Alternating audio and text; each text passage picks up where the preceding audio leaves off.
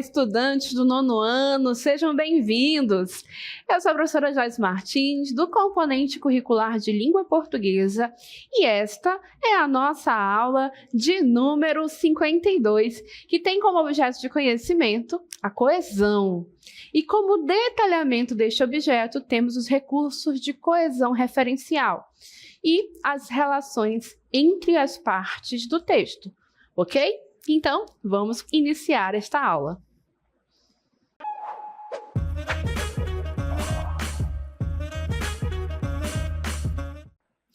Começaremos esta aula compreendendo o que significa coesão, o que este conceito, que é um conceito textual, quer significar para que nós possamos ter interpretações textuais cada vez melhores e também uma produção textual cada vez mais aperfeiçoada. Então, vamos começar compreendendo que a coesão textual é o seguinte, vamos lá?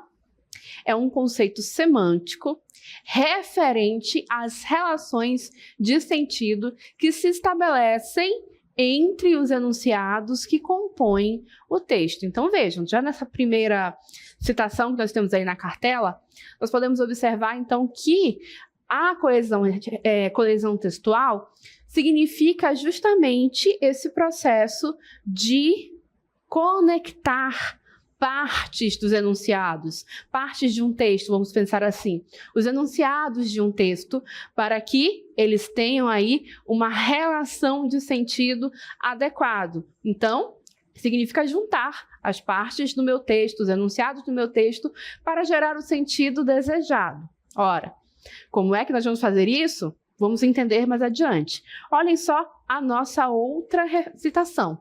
Coesão textual refere-se aos modos como os componentes do universo textual, isto é, as palavras que ouvimos ou vemos, estão ligados entre si dentro de uma sequência. Então, mais uma vez, percebam que coesão textual tem a ver com esse processo de conexão, de ligação entre as partes do texto.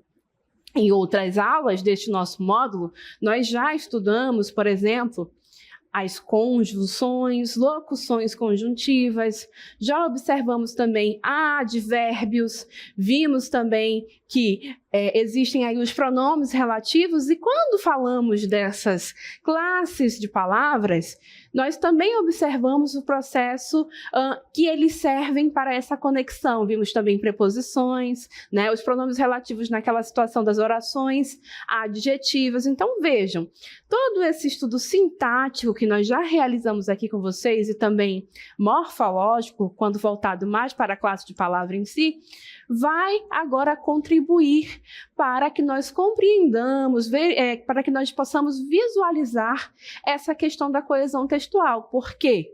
Ora, se eu não tiver coesão textual, o meu texto será ali uma sequência de frases de enunciados soltas, que não terão entre si uma relação.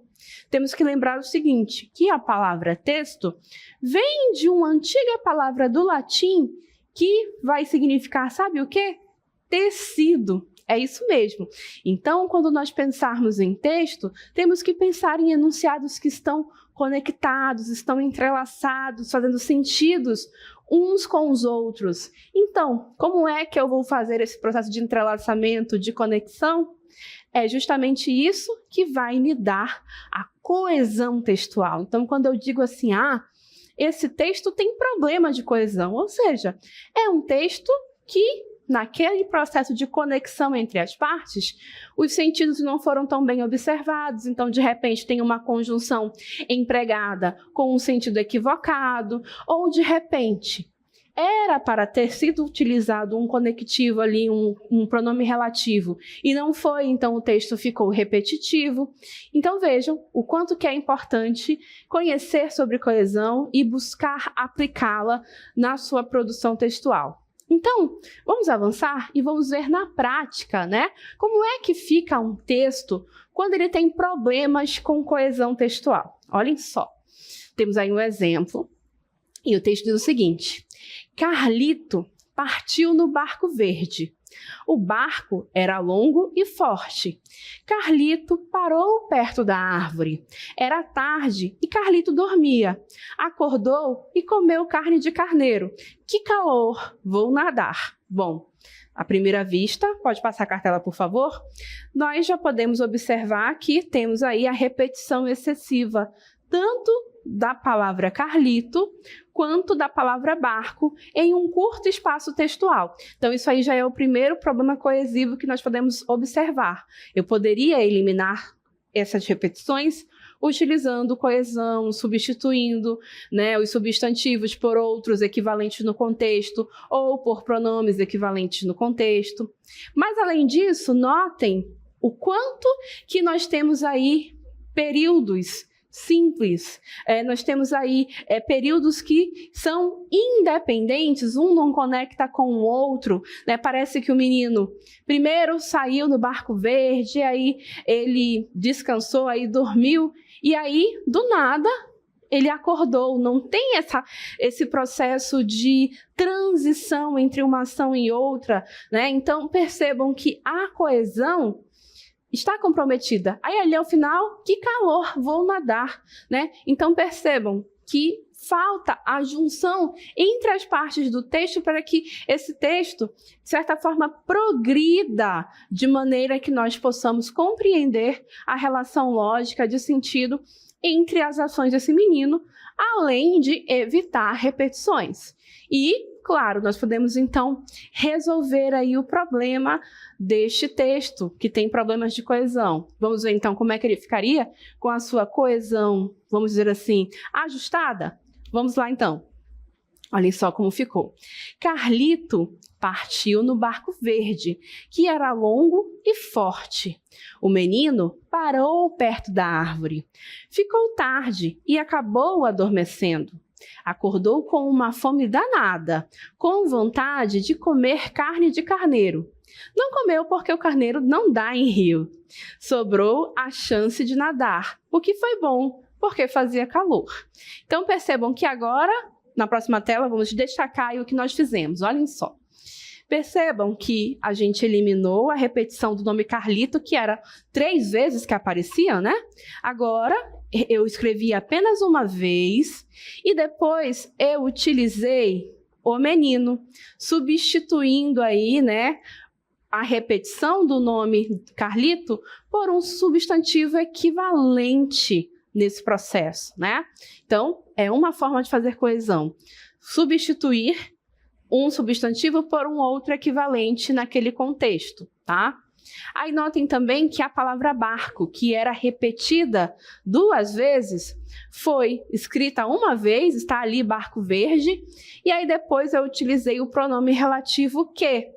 Pronome relativo, quando nós estudamos as orações adjetivas, nós vimos que ele serve justamente para fazer referência a um elemento anterior substituindo. Então, em vez de eu escrever Carlito partiu no barco verde, o barco era longo e forte, eu escrevi apenas Carlito partiu no barco verde que era longo e forte. Utilizei o pronome relativo e eliminei aí uma repetição desnecessária. Isso é coesão. Mas, além disso, eu acrescentei elementos, pessoal. Coloca ainda na cartela no ar, por favor. Olhem só. Lembra que eu falei que parecia que uma ação não conectava com a outra? Quando eu acrescento aí essa informação de tempo, ficou tarde. Isso aí é uma locução adverbial de tempo. E isso mostra por que ele acabou adormecendo. Isso traz para mim uma informação importante e conecta a ação de adormecer com as demais, né? Ele fez isso porque ficou tarde, adormeceu e tudo mais, não é? E aí, o texto segue. Acordou com uma fome danada, então trouxe mais informação, né? Com vontade de comer carne de carneiro. Não comeu porque carneiro não dá em rio. Então, vejam aí, né? Que informou também porque ele não comeu e explicou, né? Carneiro não dá em rio. Eis aí o porquê, essa conjunção explicativa. Lembram-se dela? Pois ela é importante para a coesão. E aí, aquela questão do calor e de nadar, que também parecia solta. Olhem só o que a gente fez. Trouxemos mais informação e conectamos essa informação com o anterior. sobrou a chance de nadar, o que foi bom, porque fazia calor. Então, vejam aí. O texto foi reorganizado. Sim, professora, algumas partes foram acrescentadas, mas esse acréscimo também foi feito com o auxílio dos elementos coesivos. Então, vejam que um texto com elementos coesivos se torna menos repetitivo, as relações de sentido ficam mais evidentes, né? Eu entendo por que que um enunciado se conecta com o outro. É para explicar. Não, é para mostrar a consequência. Ou ainda, é para ajudar a localizar no tempo ou no espaço, ali com uma locução adverbial de tempo, ou de modo, ou de lugar, por exemplo. Então, são essas conexões que eu preciso buscar, colocar, acrescentar no meu texto, para que ele faça sentido, para que ele não tenha problema de coesão. E, além disso, a questão das substituições, né? Para que não seja repetitivo também, ok? Então, com esse rápido exemplo deste pequeno trecho, nós vimos que tem coesão que eu faço por meio da repetição, né, da troca de uma palavra por uma outra, ou de repente por um pronome, e também tem uma coesão que eu faço por referenciação, quando eu evidenciei para vocês ali o pronome relativo, evitando a repetição do nosso substantivo barco, né? Então, é justamente isso que a gente vai observar aqui agora com os dois tipos principais de coesão textual que nós temos. Vamos então? Olhem só. Temos a coesão sequencial. Quando é que acontece coesão sequencial? Ela acontece, né, aí quando nós utilizamos elementos textuais que fazem progredir as informações do texto, estabelecendo aspectos temporais e lógicos na organização textual. Então, por exemplo, quando eu inseri aquela informação de tempo lá, né, ficou tarde, né, como ficou tarde? Então, eu inseri uma informação temporal ali, né, uma informação lógica, e isso fez o meu texto progredir, fez com que as informações do meu texto progredissem de uma maneira, então, que tudo fizesse mais sentido e que relações lógicas ficassem mais claras. Então, isso é uma coesão sequencial, né? A busca ir progredindo a informação, a narração da minha história, por meio dessa inserção desses elementos aí de aspectos temporais e lógicos que organizam as ideias do texto. Mas, além disso, eu tenho a coesão referencial. E a coesão referencial são os elementos textuais empregados em referência a outros que já foram citados no texto, ou que ainda serão indicados. Ao elemento referenciado damos o nome de referente. Então, na coesão referencial é que a gente vai observar, de fato, quando eu emprego ali um pronome, substituindo um outro elemento do texto, ou substituo um substantivo por um outro, né? Então, percebam, nessa referencial é que nós vamos observar essa questão aí de usar um pronome no lugar do outro, um substantivo no lugar do outro e assim por diante, tá bom? Então, agora, vamos centrar a nossa fala aqui desta aula justamente nessa coesão referencial, tá bom? E para isso, nós temos um exemplo do texto. Notem que enquanto eu for lendo o texto, alguns elementos vão aparecendo de forma destacada, com cores específicas. Isso demonstra para nós justamente essa coesão sequencial que nós vamos observar, ok? Então, vamos lá? Olhem só, então o texto diz o seguinte: traçados indígenas são uma forma de transmissão de conhecimento na região amazônica. Desafios arqueológicos, cestarias produzidas no noroeste do Pará, entrelaçam tradições do passado e tendências atuais em diálogo com a natureza, né? Então, seguindo a leitura, vamos lá?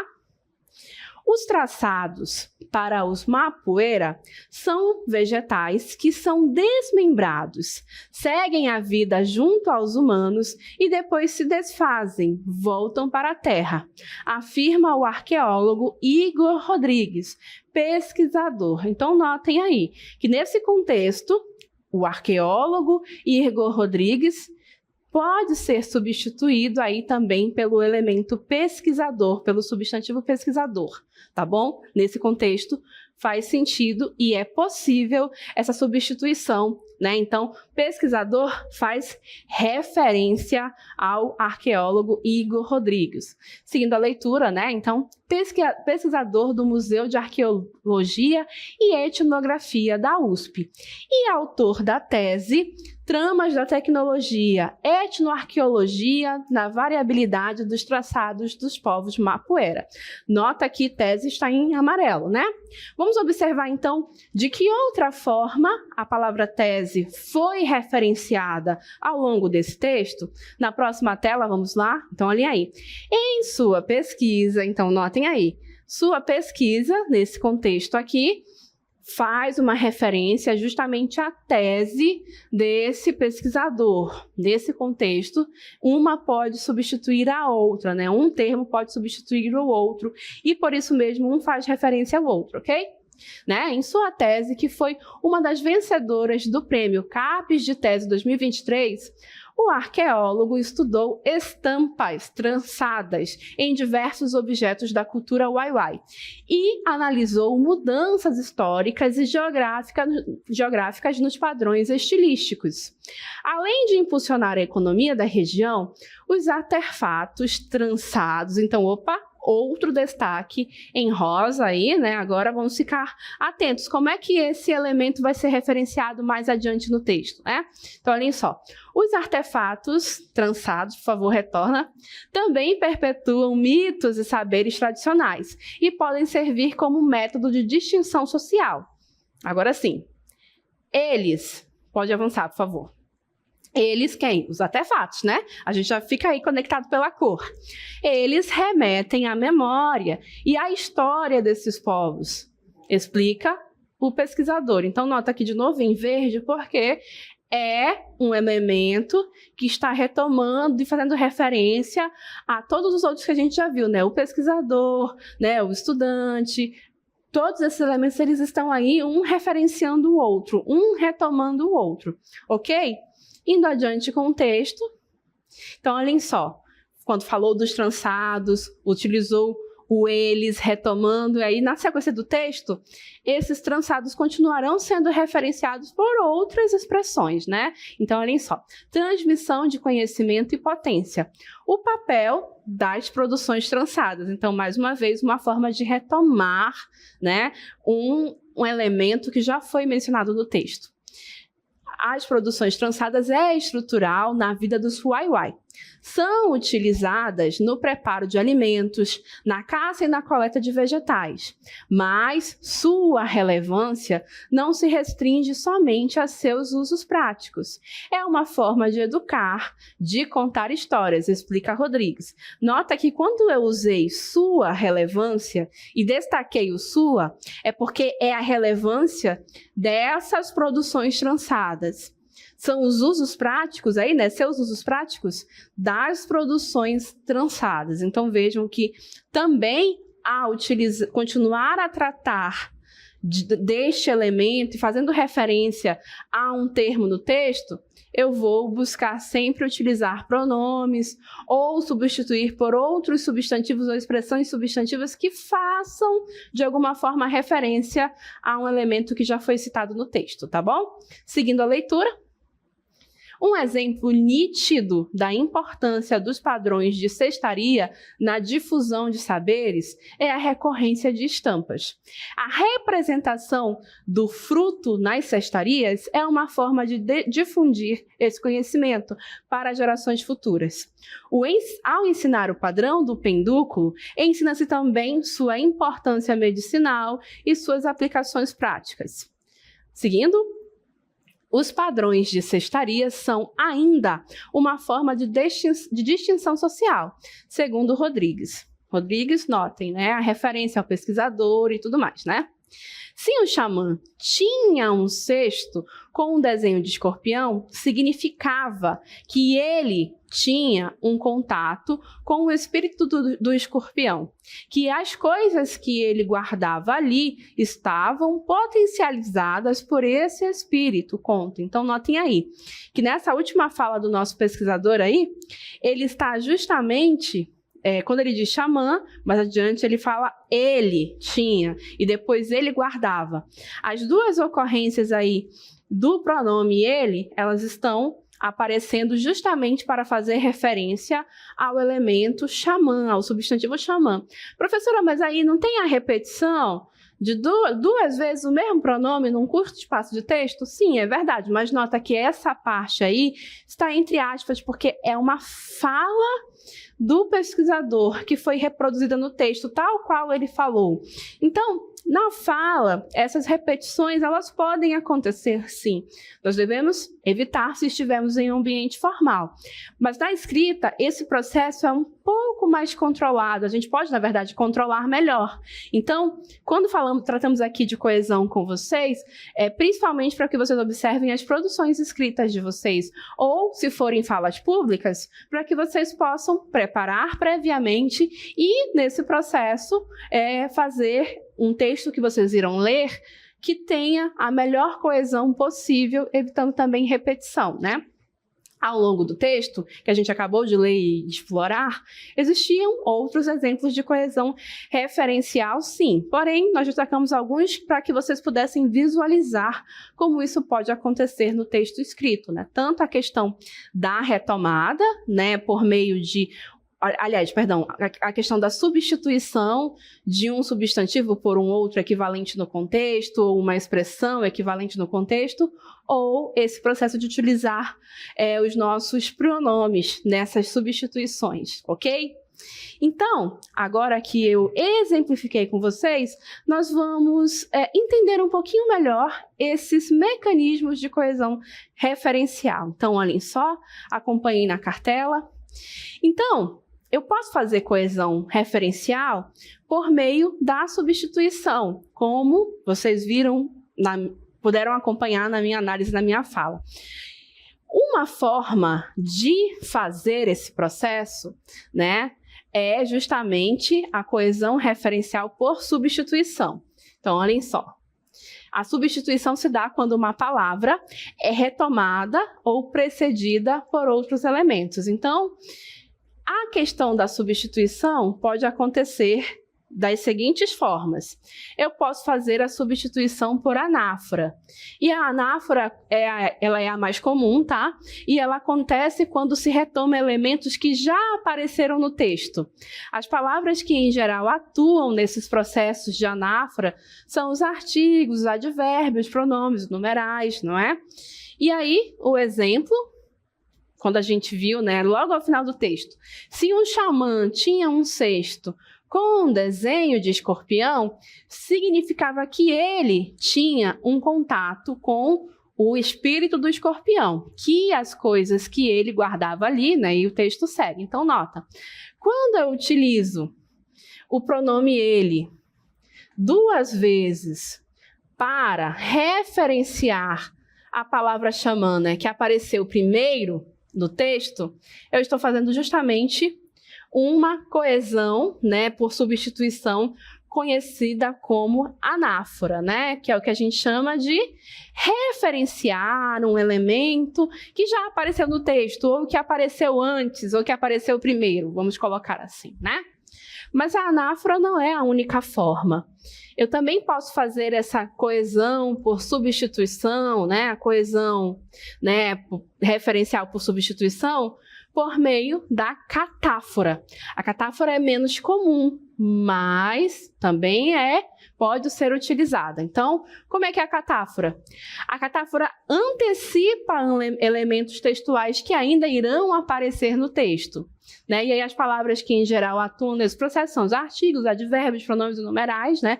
Mas isso é em geral, tá, gente? Não quer dizer que só se restringe a isso. E era só um exemplo, para que fique mais claro para vocês. O pesquisador concluiu isto. Opa, olhem aqui o meu pronome. Só que esse pronome não está referenciando algo que apareceu antes dele. Não, ele está antecipando algo que ainda vai aparecer, que é justamente o que eu vou mostrar para vocês agora, né? Ele concluiu isto: os artefatos trançados têm função econômica, perpetuam mitos e saberes tradicionais e podem servir como métodos de distinção social, né? Então vejam aí que no caso neste exemplo, ele está justamente referenciando algo que vai aparecer após, algo que ainda vai aparecer no texto. Ele está, portanto, antecipando, né? Então, a anáfora acontece o quê? Acontece quando o elemento referencia algo que veio antes dele. E na catáfora, o elemento vai referenciar algo que vai aparecer depois dele, tá bom? E aí, temos, obviamente, a substituição. E a substituição, como o próprio nome já diz, acontece quando o termo é retomado por outro de valor equivalente no contexto. E é isso que é interessante frisar. No contexto, naquela situação daquele texto, essa substituição é possível, faz sentido. Em uma outra situação pode ser que não seja, né? Então, geralmente ocorre com a utilização de substantivos, né? Então, por exemplo, recuperando uma passagem do texto que nós vimos, o autor da tese, Tramas da Tecnologia, Etnoarqueologia da Variabilidade dos Trançados dos Povos Mapuera. Em sua pesquisa, então, nota que, no contexto desse texto, a palavra tese pode ser substituída pela palavra pesquisa. Será sempre assim? Não, tá, gente? Em outras situações, pesquisa e tese não poderão ser uma substituídas por outra, né? Mas, nessa situação, nesse contexto, foi possível. Então, eu substituí o substantivo tese pelo substantivo pesquisa, porque nesse contexto é possível, tá? Então, notam que tanto a anáfora quanto a catáfora e a própria substituição, elas são exemplos dessa coesão referencial pela substituição, né? Em que nós utilizamos, né, uma palavra para fazer referência a uma outra palavra que apareceu já no contexto ou que ainda vai aparecer no contexto. Mas nota que o importante é justamente ter a possibilidade de evitar repetições cansativas, de fazer com que o nosso texto tenha aí um vocabulário mais amplo, tá bom? E que não fique ali repetitivo. Mas eu tenho uma outra forma de fazer essa nossa coesão referencial acontecer, que é o que nós chamamos de coesão referencial por elipse. Então, olhem só na cartela. E aí a elipse é interessante por quê? Porque ela vai acontecer quando uma palavra, expressão ou uma informação oracional inteira é omitida. Olha só que interessante. Então, aqui na elipse, em vez de eu trocar uma palavra por outra, de substituir por um outro substantivo ou por um pronome, enfim, o que eu vou fazer é omitir, fazer a omissão. É isso mesmo. Lembram-se um pouquinho do sujeito oculto, em que a gente omitia o sujeito, né? E aí eu conseguia identificar por meio da terminação verbal? Então, sujeitos ocultos são formas de fazer elipse, né? A gente faz esse processo de esconder o sujeito, muitas das vezes, para que não fique repetindo a mesma palavra o tempo todo, né? Então, neste caso, não há comprometimento dos sentidos, porque o objetivo da elipse é justamente evitar a repetição cansativa e desnecessária. Vamos observar um exemplo, porque daí fica bem mais claro e fácil de compreender. Olhem só. O arqueólogo estudou estampas trançadas e analisou mudanças históricas e geográficas nos padrões estilísticos. Ao finalizar a sua pesquisa, concluiu que os artefatos trançados têm a função econômica, perpetuam mitos e saberes tradicionais e podem servir como método de distinção social. Então, olhem só, aqui em cima eu escrevi o arqueólogo, logo no início do texto, né? E em vez de eu repetir a escrita do termo arqueólogo, ou de repente colocar o pesquisador, ou ainda ele concluiu, o contexto me permite que eu simplesmente omita. Esse símbolo aqui, gente, significa justamente o símbolo de vazio, né? Eu omiti o sujeito deste verbo aqui, E ainda assim, isso não compromete o sentido, porque no contexto eu consigo compreender que nessa posição aqui do sujeito deste meu verbo concluiu, eu estaria aí fazendo a referência ao termo arqueólogo, em vez de repeti-lo ou de substituí-lo, eu simplesmente omiti, porque não era necessário escrever. Nesse contexto aí, apenas omitir o sujeito deste verbo faria com que o meu texto continuasse tendo sentido. Então, eu simplesmente optei por não escrever, ok? Então, vejam que estes mecanismos que nós apresentamos aqui para vocês, né, de elipse, de catáfora, anáfora ou substituição, eles fazem justamente o processo de relação de coesão, justamente fazendo aquele processo de unir enunciados, unir as partes do texto. E aí eu vou empregando os meus substantivos, os meus pronomes, os meus advérbios, o meu conhecimento sobre o uso dessas classes gramaticais, justamente para construir um texto que vai ter uma coesão adequada, ok? Então, assim, nós finalizamos esta aula em que refletimos sobre coesão textual.